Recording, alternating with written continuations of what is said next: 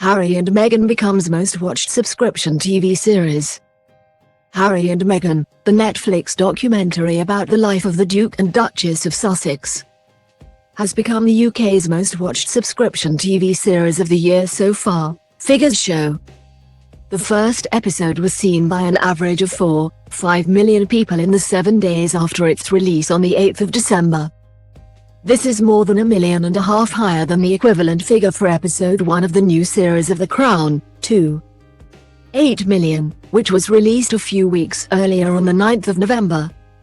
The explosive 6-part series saw the couple discuss intimate details around how they met, as well as making accusations of mistreatment by the royal family and the British press.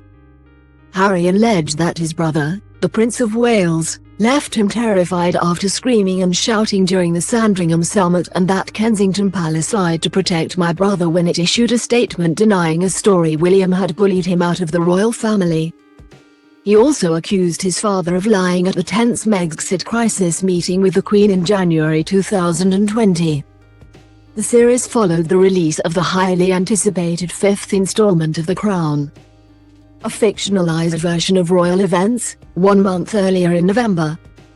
Now starring Imelda Stanton, Jonathan Pryce, Elizabeth Debicki and Dominic West. The latest episodes touched on the breakdown of Charles and Diana's marriage, including the princess's infamous BBC Panorama interview with Martin Bashir.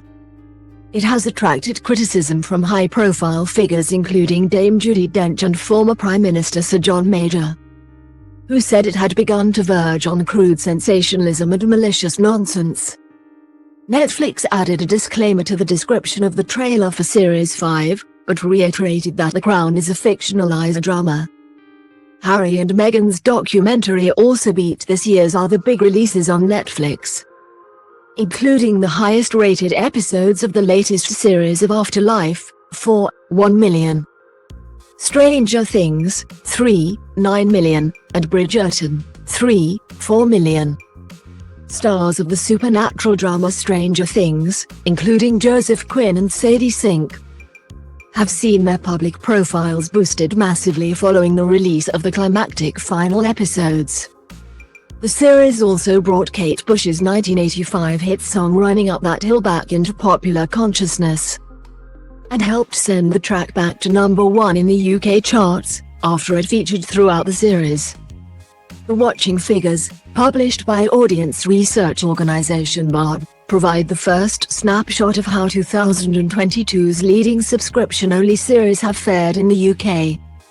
The most watched show on Disney Plus has been Episode 1 of Star Wars spin-off Obi-Wan, which had an audience of 3.1 million people in the 7 days after its release in May.